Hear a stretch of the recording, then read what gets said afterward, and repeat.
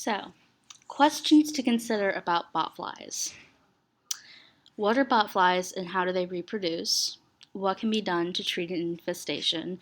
And what are the measures that you can take to prevent the parasite? A quick summary of botflies.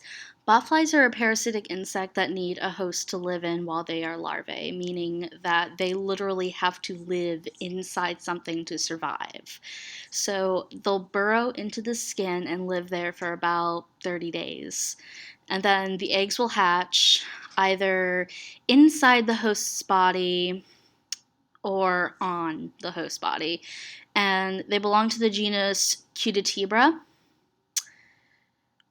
And unfortunately, when it comes to horses, botfly larvae tend to nest in the knees, and that causes lameness. And we all know with horses, lameness is an issue.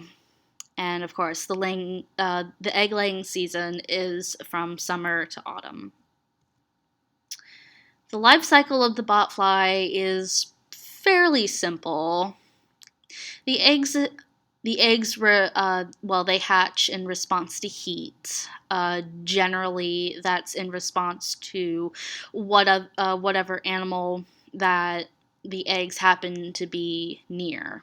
So, if your dog comes across a botfly egg and it hatches, well, your dog now has a botfly. So, when the egg hatches, the larva will burrow into the flesh and live in the subcutaneous layer, and they anchor themselves there with the spines that they have on their body. And then they make a nest. And it basically looks like a small volcano. And then it'll feed on the surrounding tissue, and that tissue nourishes the larva at the cost of the host, of course. And then, when the larva reaches the pupa stage, it'll emerge from the host and burrow into the ground.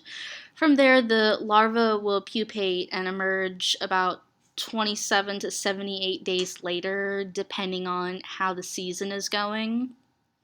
And at that point, they'll be full-grown flies. And within about 2 hours, they're sexually mature and they are ready to lay more eggs and infest more of your animals. And of course, signs and symptoms of infestation. The thing to remember about botflies is that the larvae aren't always apparent, because unlike most parasites, you actually have to see them. Normally, when you go to the vet, you get blood and fecal analysis done to test your pet for parasites, but botflies don't work that way. So the main way to tell if a pet has any larvae in it is to check for lumps and areas of swelling. The swelled area should have a small hole at the top known as a vent. This is how the larva breathes, and the lump is often called a warble.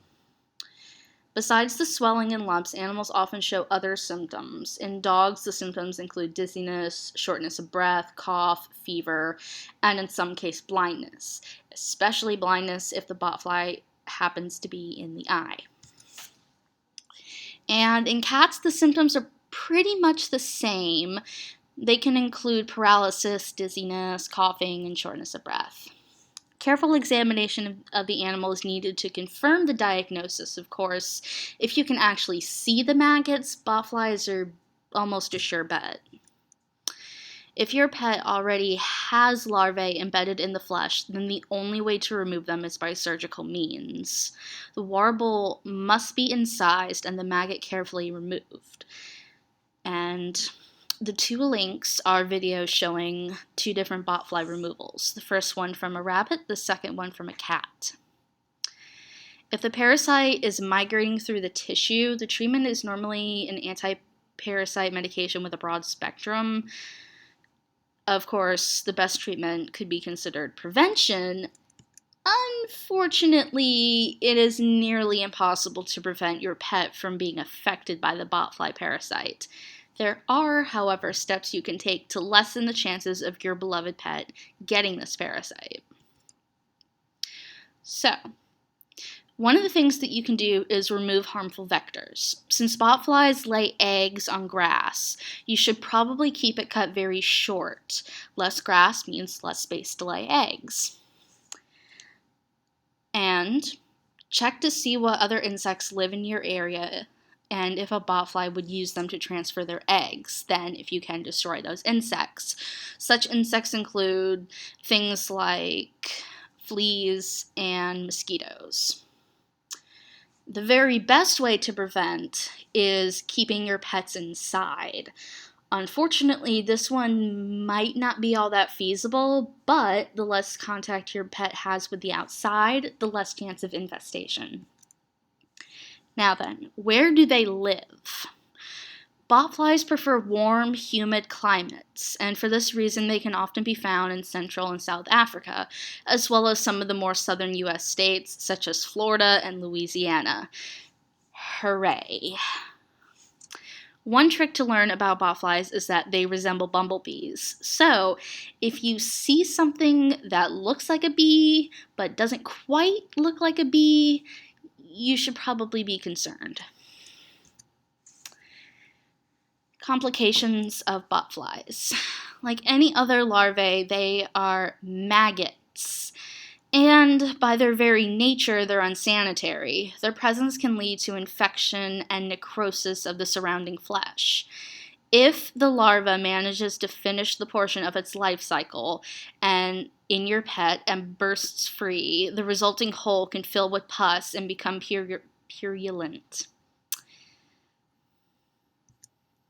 And these are, well, some pictures. Very, very disgusting pictures.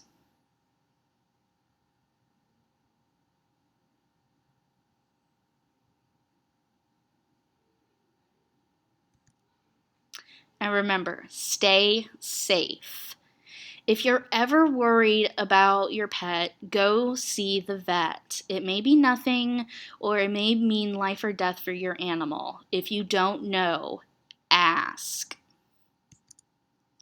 And the sources used were petmd.com, planetsave.com, encyclopedia.com, and veterinary.com. And this slideshow was created by Tabitha Chastain.